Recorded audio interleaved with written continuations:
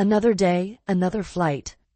That's what I thought, as I strode through the bustling airport in Mesa, my pilot's cap tucked neatly under my arm. The familiarity of it all, the smell of jet fuel, the constant hum of activity, was almost comforting. I'm Harper, a seasoned pilot with more flight hours than I care to count, and this was just another Tuesday. Or so I thought. As I made my way to the crew briefing room, I caught a glimpse of someone new. She stood out among the sea of uniforms, her posture perfect and her smile radiant. Our eyes met for a brief moment, and I felt an unexpected flutter in my chest. Shaking it off, I continued on my way, chalking it up to pre-flight jitters, something I hadn't experienced in years. The briefing went as usual, but I found my attention wandering. It wasn't until the end that I learned the name of the new flight attendant who had caught my eye earlier. Jasmine. As we dispersed to begin our pre-flight checks, I couldn't help but watch her graceful movements as she organized her station. "First time flying this route?" I asked, attempting to sound casual as I approached her. She turned, her green eyes meeting mine with a warmth that caught me off guard. "First time with this airline, actually," she replied, her voice melodic. "But I've heard great things about flying with you, Captain Harper." I felt a blush creep up my neck, something that hadn't happened in years. "Well, I hope we live up to your expectations," I managed to say, my usual confidence wavering slightly. As we prepared for takeoff, I found myself hyper-aware of Jasmine's presence. Her efficiency and poise were impressive, but it was the little things that kept drawing my attention. The way she tucked a stray strand of hair behind her ear, the gentle curve of her smile as she assisted passengers. Once we were airborne, I settled into the familiar rhythm of flight, but even as I focused on the instruments in the sky ahead, my thoughts kept drifting back to Jasmine. It was ridiculous, I told myself. I was a professional, and this was just another crew member.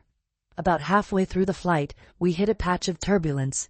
Nothing severe, but enough to make the cabin crew pause their service. As I adjusted our altitude to find smoother air, the cockpit door opened, and Jasmine appeared with our in-flight meals. "Thought you might need these," she said, her smile unwavering despite the slight shaking of the plane. As she leaned over to place the trays, the plane gave a sudden lurch. Instinctively, I reached out to steady her, my hand grasping her arm. In that moment, as our skin made contact, I felt a jolt that had nothing to do with the turbulence. Our eyes locked, and for a heartbeat, the world seemed to stand still. I could feel the softness of her skin beneath my fingers, see the flecks of gold in her green eyes. The air between us felt charged, electric. "Thank you, Captain," Jasmine murmured, her voice barely above a whisper. I realized I was still holding her arm and quickly let go, clearing my throat. "Just doing my job," I said, trying to sound nonchalant. "Be careful out there." As she left the cockpit, I took a deep breath, trying to steady my racing heart. What was happening to me? I'd never reacted this way to anyone before, let alone a colleague.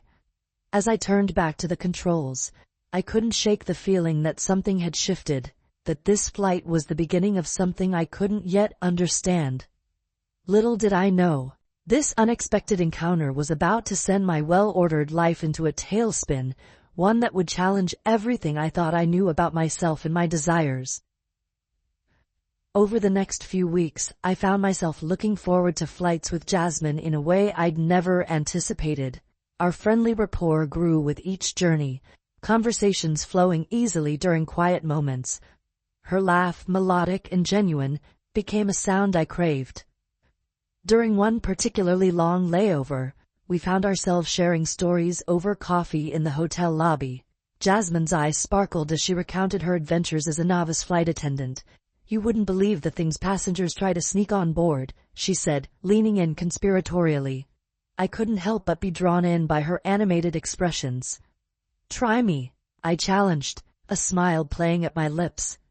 As she launched into a tale involving a passenger, a contraband parrot, and a very surprised customs officer, I found myself mesmerized. It wasn't just her story, but the way she told it. The graceful gestures of her hands, the way her nose crinkled when she laughed. I caught myself wondering what it would be like to trace the curve of her cheek with my fingertips. The thought startled me, and I quickly pushed it aside. This was dangerous territory. I was her superior, and more importantly, I'd never felt this way about a woman before. It was confusing, exhilarating, and terrifying all at once. As the days passed, I found myself increasingly distracted during pre-flight checks. My mind would wander to Jasmine, the way her uniform hugged her curves, the gentle sway of her hips as she moved through the cabin. More than once, my CO pilot had to repeat a question, snapping me back to reality. It came to a head during a particularly challenging landing. The weather had taken a turn for the worse, with gusty crosswinds making the approach tricky. As I focused on bringing the plane down safely, I could feel the tension in the cockpit. Just as we touched down, a strong gust caught us, causing the plane to skid slightly. My heart raced as I fought to keep us centered on the runway.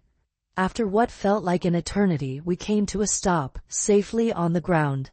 As the adrenaline subsided, I realized my hands were shaking. The cockpit door opened, and there was Jasmine, concern etched on her face. "Is everything all right, Captain?" she asked softly. I nodded, not trusting my voice just yet. She stepped closer, placing a gentle hand on my shoulder. The warmth of her touch seemed to seep through my uniform, calming my frayed nerves. "That was some landing," she said, a note of admiration in her voice. "You handled it beautifully." Our eyes met, and in that moment of shared vulnerability, I felt something shift between us. The air seemed to crackle with unspoken tension.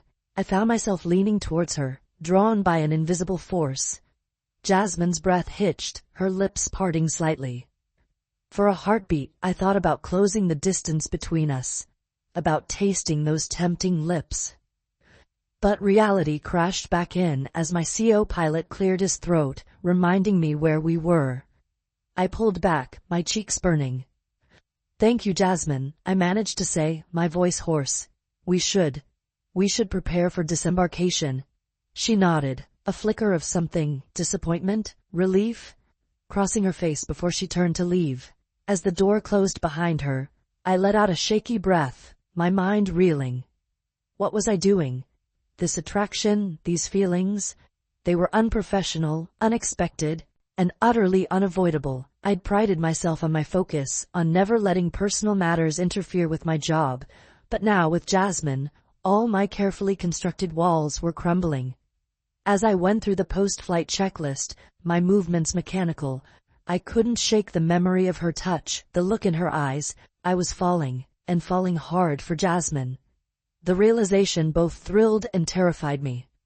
That night, as I lay in my hotel room, sleep eluding me, I knew I had a choice to make. I could either push these feelings aside, maintain the professional distance I'd always adhered to, or I could take a leap into the unknown. Little did I know, the decision would soon be taken out of my hands, as fate and the skies had other plans for us. The turbulence in my heart was about to be matched by turbulence in the air, setting us on a collision course that would change everything. The days that followed were a whirlwind of conflicting emotions. Every time I saw Jasmine, my heart would race, and I'd feel a warmth spreading through my chest. But with that warmth came a crippling sense of doubt and fear. What if I was misreading the situation? What if acting on these feelings jeopardized everything I'd worked so hard for? I found myself going through the motions of my job, my mind constantly preoccupied. During one pre-flight check, I stared at the instrument panel, not really seeing it, my thoughts drifting to Jasmine's smile. "Captain?" My CO pilot's voice snapped me back to reality. "Everything okay?" I nodded, forcing a smile. "Just a bit tired. Let's run through the checklist again." As we prepared for takeoff, I caught sight of Jasmine helping passengers with their luggage. Our eyes met briefly, and I felt that familiar flutter in my stomach. I quickly looked away, focusing intently on the controls in front of me. The flight itself was uneventful, but every time Jasmine passed by the cockpit, I found myself holding my breath. It was ridiculous, I told myself. I was acting like a lovesick teenager, not a seasoned professional. During our layover in Mesa, I decided I needed some air to clear my head. As I walked through the bustling streets, trying to sort through my jumbled thoughts, I heard a familiar voice call out, "Harper, wait up." I turned to see Jasmine jogging towards me. Her off-duty clothes a stark contrast to her usual uniform. She wore a flowing sundress that accentuated her curves, and I had to force myself to maintain eye contact. "Fancy running into you here," she said, slightly out of breath. "Mind if I join you?" Before I could think better of it, I heard myself say, "Not at all." We walked side by side, our conversation flowing easily from work to our personal lives. As we strolled through a local park, our hands brushed against each other. The contact sent a jolt through me, and without thinking, I found my fingers intertwining with hers. For a moment, neither of us acknowledged it, continuing our conversation as if nothing had changed, but I could feel the shift in the air between us, the unspoken tension that had been building for weeks. Suddenly, the sky darkened, and a loud crack of thunder made us both jump. Rain began to pour down, catching us off guard. Laughing, we ran for shelter, finding refuge under the awning of a small cafe. We stood there, breathless and dripping, our hands still clasped together. Jasmine's sundress clung to her body, and droplets of water glistened on her skin. She looked up at me, her green eyes bright with excitement and something else. "Desire? We should probably wait out the storm," I said, my voice husky. Jasmine nodded, moving closer. "Probably," she murmured. The small space under the awning forced us to stand close, our bodies almost touching. I could smell the light floral scent of her perfume, mixed with the fresh scent of rain. My heart was pounding so loudly I was sure she could hear it. "Harper," Jasmine said softly, her free hand coming to rest on my arm. I've been wanting to talk to you about something." I swallowed hard, both yearning for and dreading what she might say next. "What is it?" She bit her lip, a gesture I found irresistibly endearing. "I don't know if I'm imagining things, but I feel like there's something between us, something more than just colleagues or friends." The words hung in the air between us, heavy with implication. I knew this was the moment. I could either acknowledge my feelings or retreat back into the safety of denial. "Jasmine, I started, my voice barely above a whisper. "You're not imagining things. I felt it too, but it's complicated. I'm your superior, and I haven't." Understanding dawned in her eyes. "You've never been with a woman before?" I shook my head, feeling vulnerable in a way I hadn't in years. "No, and it scares me. Not because it's wrong, but because it feels so right, and that terrifies me." Jasmine's hand moved from my arm to my cheek, her touch gentle and reassuring. "It's okay to be scared, Harper. I'm scared too. But sometimes, the things that scare us the most are the ones most worth pursuing." As we stood there, the rain pouring down around us, I felt something shift inside me. The fear was still there, but it was overshadowed by a growing sense of rightness, of possibility. "What do we do now?" I asked, leaning slightly into her touch. A small smile played at Jasmine's lips. "We take it one step at a time, no pressure, no expectations. We just see where this goes."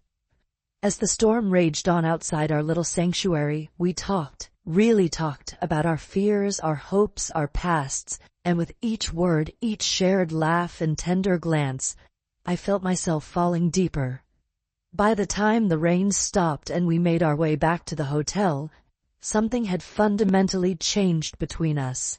We hadn't kissed, hadn't crossed that final line, but the connection we'd forged felt more intimate than any physical act. That night, as I lay in bed, replaying our conversation, I realized that while I was still afraid, I was also filled with a sense of excitement and hope. Whatever happened next, I knew one thing for certain: my life would never be the same. The days following our rain-soaked conversation in Mesa were filled with a palpable tension. Every shared glance, every accidental brush of hands as we passed in the narrow airplane aisle, felt charged with unspoken desire. I found myself hyper-aware of Jasmine's presence, my body instinctively attuned to her movements. During one flight, as I made my way to the cockpit, Jasmine was restocking the galley.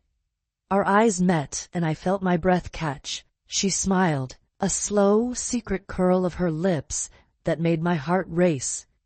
"Good morning, Captain," she said, her voice low and intimate. "Morning, Jasmine," I replied, trying to keep my voice steady. "Everything okay back here?" She nodded, stepping closer. "All under control. How about you? Sleep well?" The truth was, I hadn't. I'd spent most of the night tossing and turning, my mind filled with thoughts of her. "Well enough," I lied, not wanting to admit the effect she had on me. Jasmine's eyes sparkled with knowing amusement. "If you say so," she murmured, reaching past me to grab something from a high shelf. The movement brought her body tantalizingly close to mine, and I caught the faint scent of her perfume. It took every ounce of willpower not to close the distance between us. As she pulled back, her hand brushed against my arm, leaving a trail of fire in its wake. "Have a good flight, Harper," she said softly, before turning back to her work. I made my way to the cockpit, my heart pounding and my mind reeling. This dance we were doing, this delicate balance of professional distance and growing intimacy, was becoming increasingly difficult to maintain. Throughout the flight, I found my thoughts drifting to Jasmine. The way her uniform hugged her curves, the graceful movement of her hands as she served passengers, the sound of her laugh drifting from the cabin. More than once, my co-pilot had to repeat himself, snapping me back to the present. As we began our descent, I forced myself to focus. The landing was smooth, a testament to years of experience rather than my current state of mind. After we'd taxied to the gate and completed our post-flight checks, I made my way to the galley, drawn there by an irresistible force. Jasmine was there, as I'd hoped she would be, tidying up after the passengers had disembarked. We were alone, the rest of the crew having already left for the day.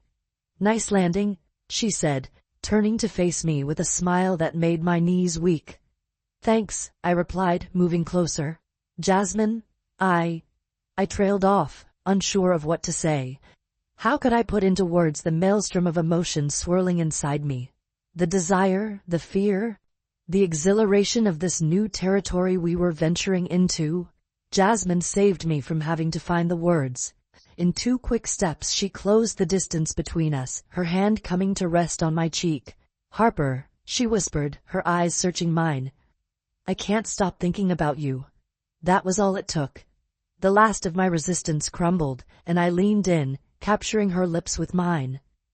The kiss was gentle at first, tentative, but quickly deepened as weeks of pent-up desire poured out. Her lips were soft, yielding, tasting faintly of mint and something uniquely Jasmine.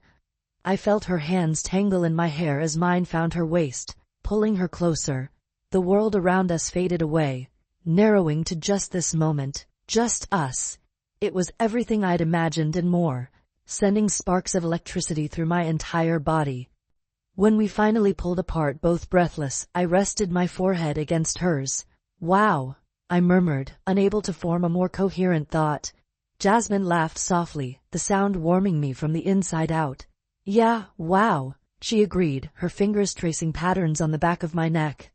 Reality began to seep back in, and with it came a wave of panic. What had I done?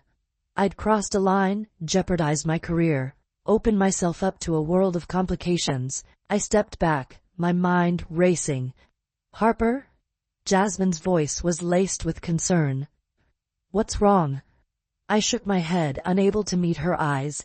I can't do this. I'm sorry, Jasmine. This was a mistake." The hurt that flashed across her face was like a physical blow.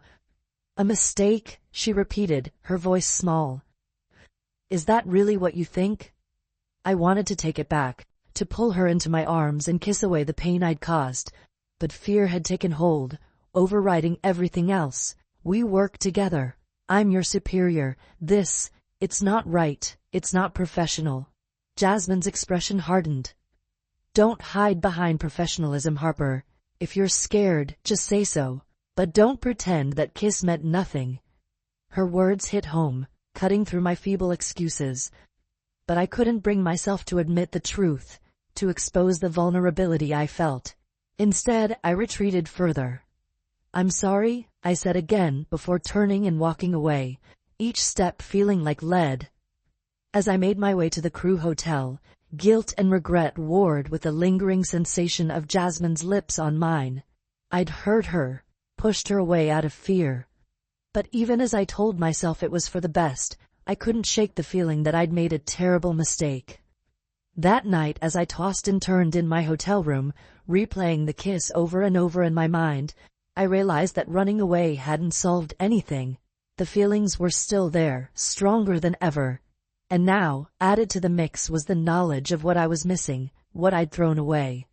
Little did I know, fate was about to throw us together in a way that would make it impossible to keep running from my feelings. A storm was brewing, both in the skies and in my heart, and it was about to change everything. The days following our kiss were a blur of awkward silences and stolen glances. I tried to maintain a professional distance from Jasmine, but every time our eyes met, I felt a jolt of electricity that threatened to shatter my carefully constructed walls. The hurt in her eyes was palpable, and it tore at me, knowing I was the cause. As we prepared for our next flight, the tension between us was thick enough to cut with a knife. I buried myself in pre-flight checks, determined to focus on anything but the ache in my chest.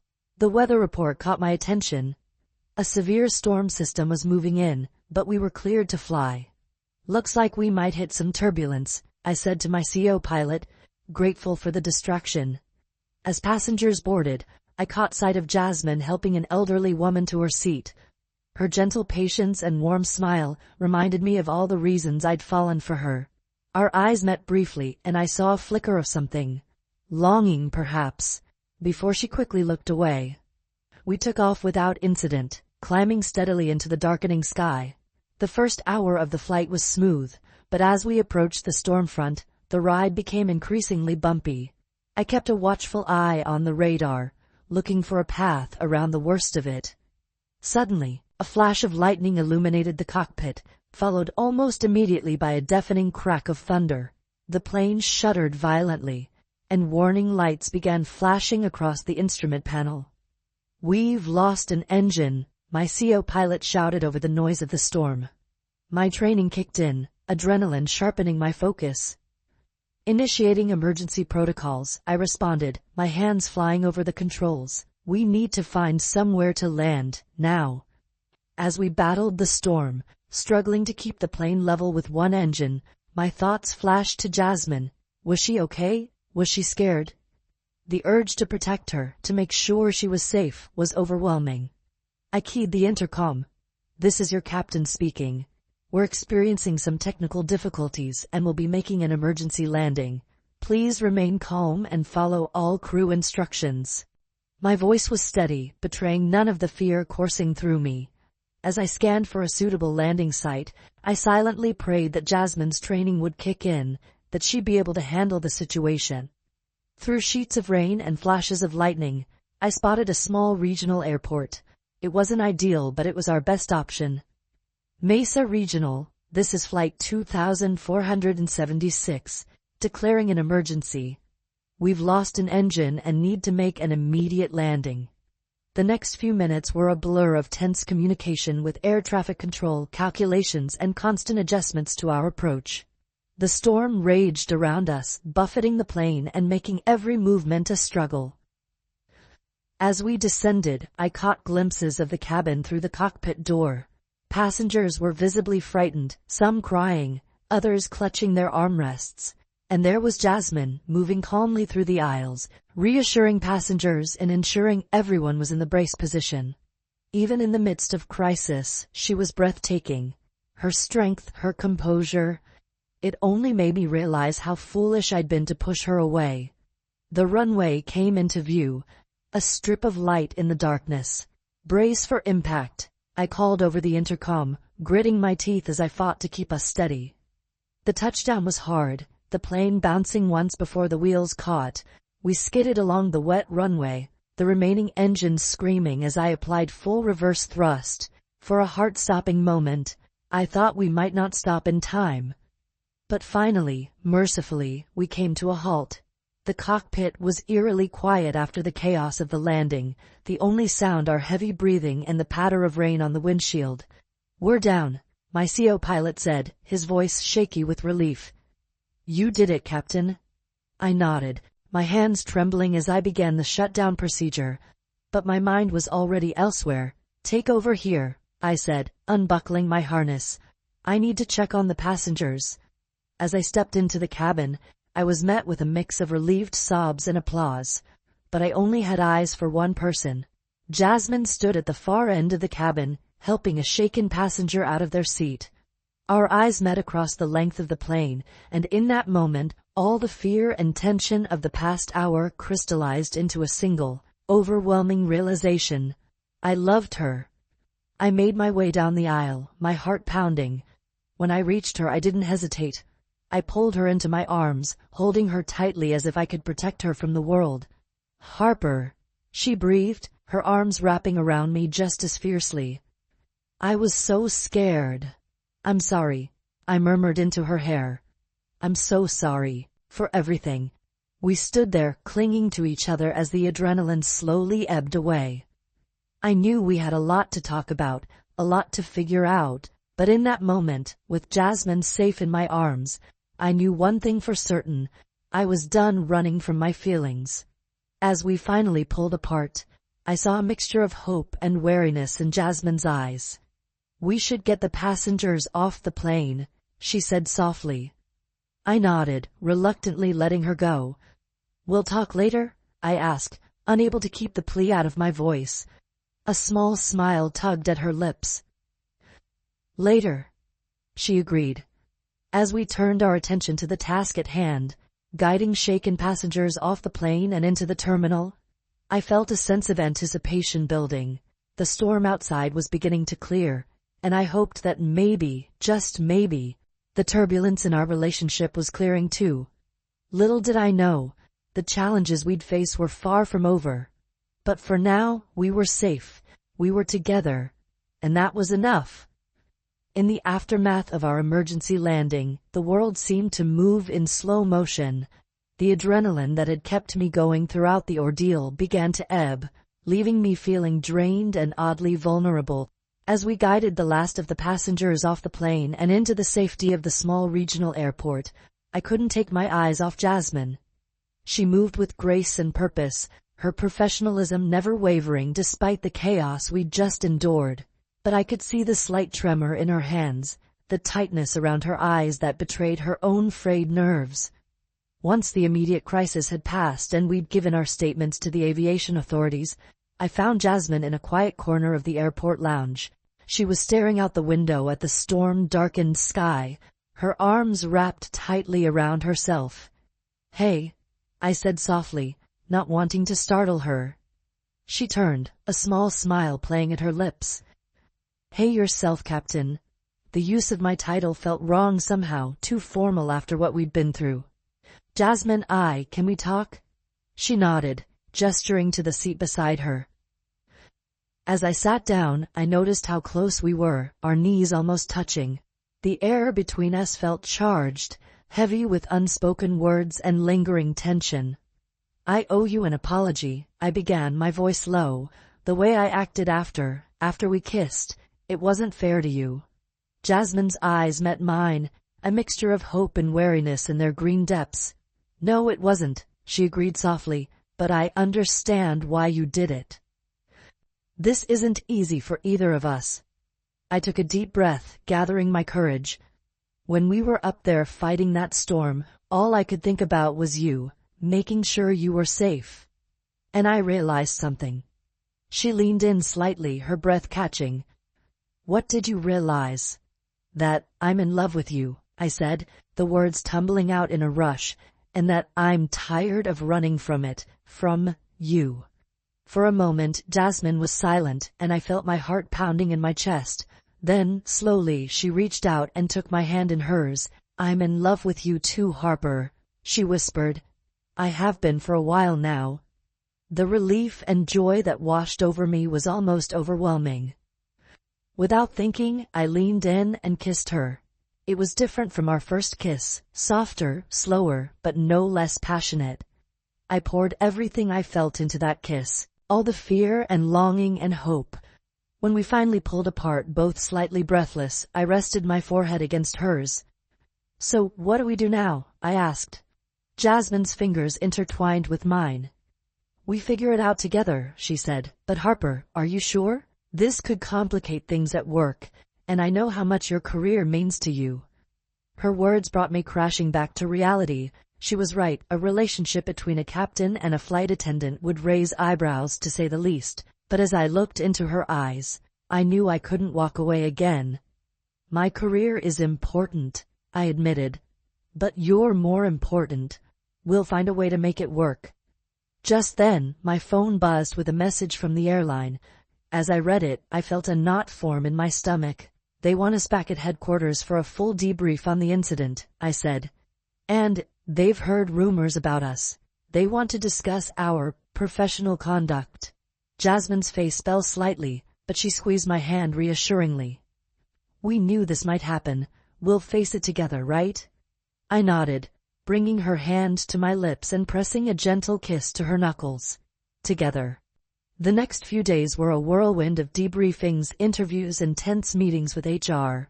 We were honest about our relationship, refusing to deny our feelings or the connection between us. It was terrifying, laying ourselves bare like that, but also oddly freeing.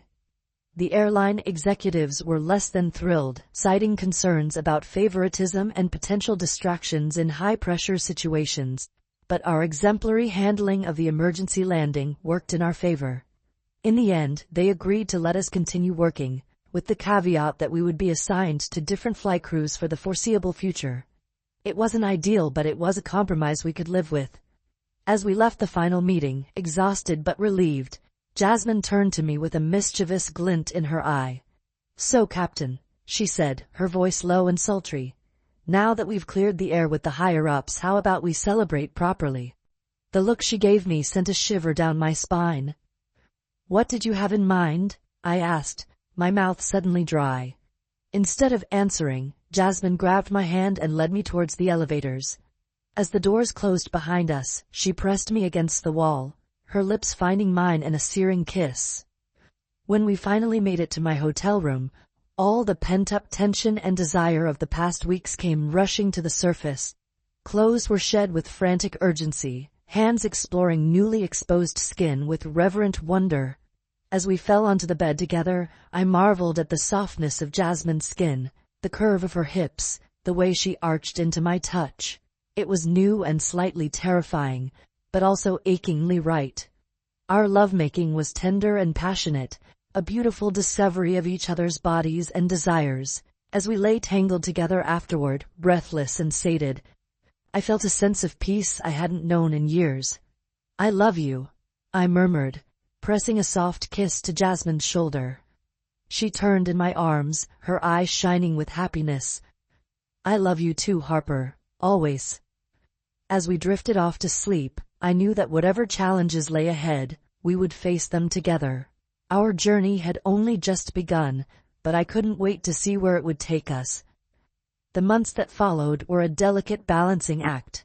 Jasmine and I were assigned to different flight crews, as per the airline's decision, which meant our time together was limited to stolen moments between flights and precious days off, but somehow, the distance only seemed to strengthen our bond. We made the most of every second we had together. Sometimes it was as simple as curling up on the couch in one of our apartments, talking for hours about everything and nothing. Other times, we'd explore whatever city we found ourselves in hand, discovering hidden gems and creating memories. One particularly memorable evening, we found ourselves with a rare overlapping layover in a picturesque coastal town. As we strolled along the beach at sunset, the warm sand between our toes and the salty breeze in our hair, I couldn't help but marvel at how far we'd come. "What are you thinking about?" Jasmine asked, squeezing my hand gently. I smiled, pulling her close.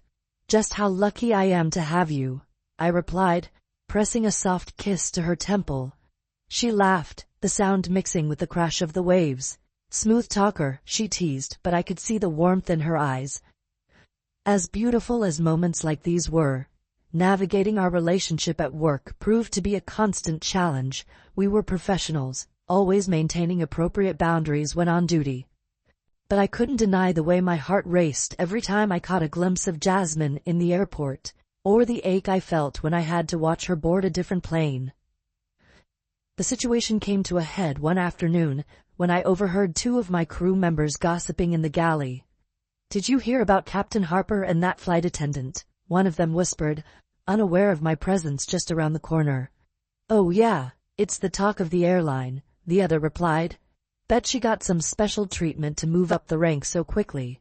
My blood boiled at the insinuation. I wanted to storm around the corner and set them straight, to defend Jasmine's honor and our relationship, but I knew that would only add fuel to the fire of rumors. Instead, I took a deep breath and walked away, my hands clenched into fists at my sides. That night, I called Jasmine, my voice tight with suppressed anger as I recounted what I'd heard. "Oh, Harper," she sighed, and I could picture her running a hand through her hair in frustration. "I've been hearing similar things. I didn't want to worry you with it." "We can't let them talk about you like that," I insisted. "About us. It's not fair." There was a pause on the other end of the line. Maybe we should consider going public," Jasmine suggested hesitantly, "not hide our relationship anymore." The idea both thrilled and terrified me. "Are you sure? It could make things even more complicated." "I'm sure about us," she said firmly. "The rest, we'll figure it out together, remember?" Her confidence bolstered my own, and I found myself nodding even though she couldn't see me. "Together," I agreed. The next day, we scheduled a meeting with our superiors. Sitting side by side in the sterile conference room, hands clasped tightly under the table, we laid out our case. We were professional, articulate, and above all, united.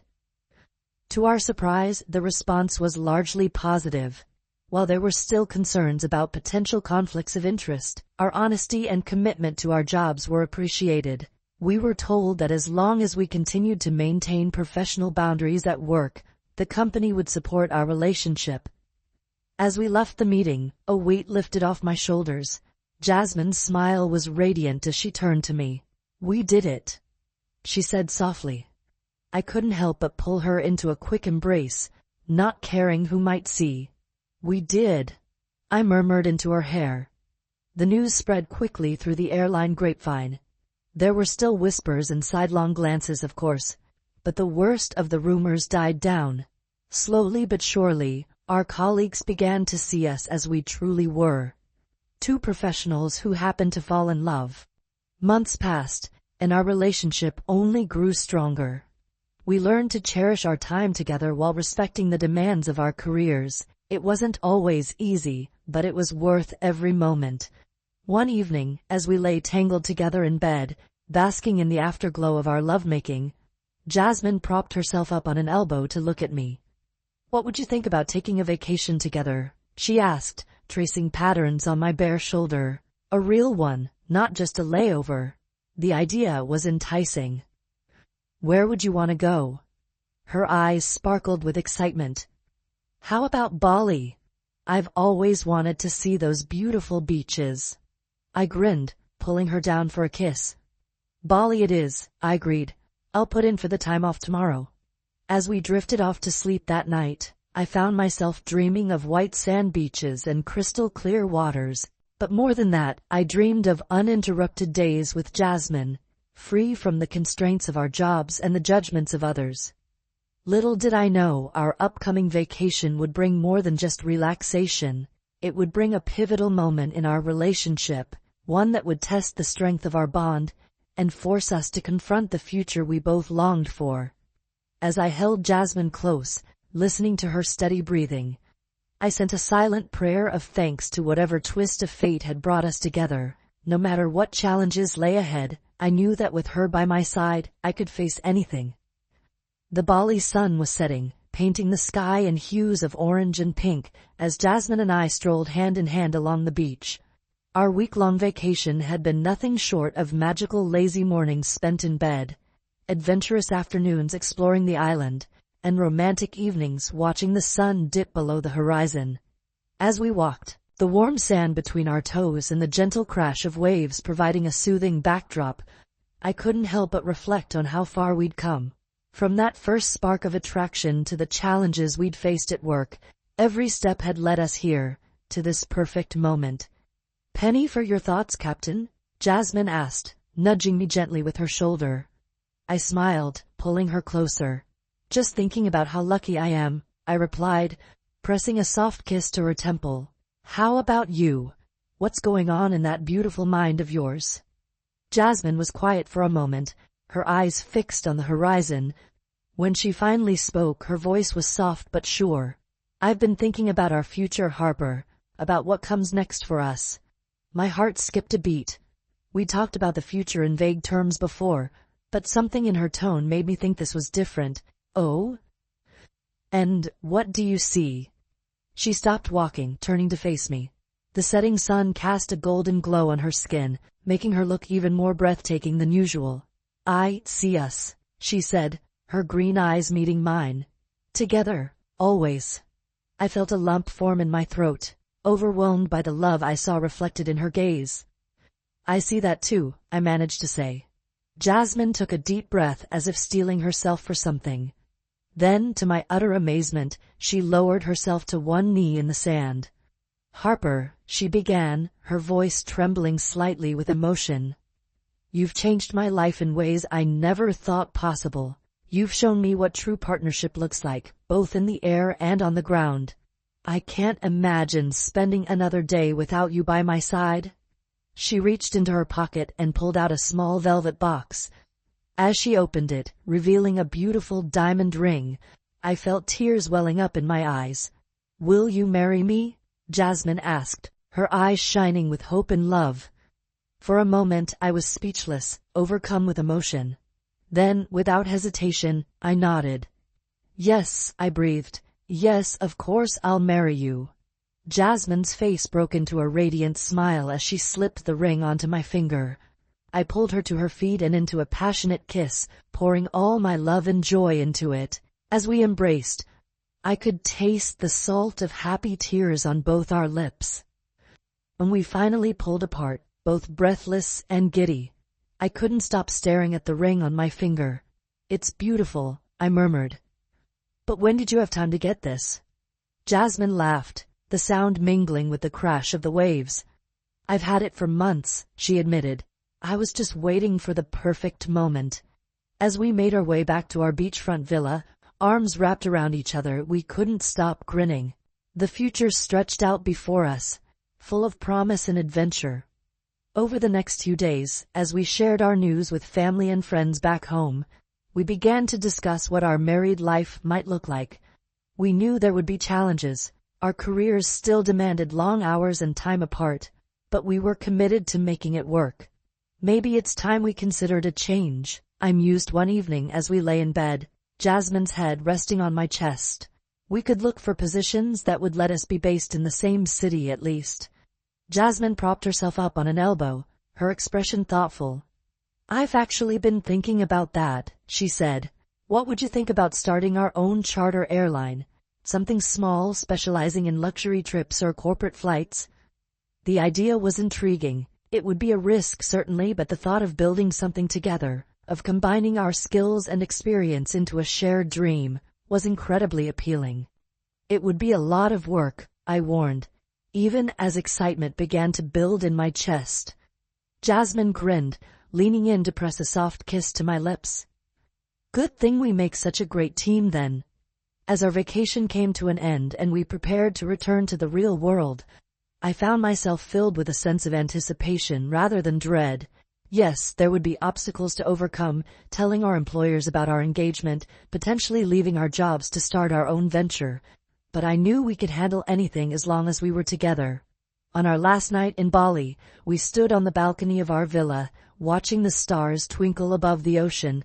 Jasmine was wrapped in my arms, her back pressed against my chest, and I could feel the steady beat of her heart. "Are you ready for our next adventure, Mrs. Soon-to-be Harper?" I murmured in her ear. She turned in my arms, her eyes sparkling with love and mischief. "With you?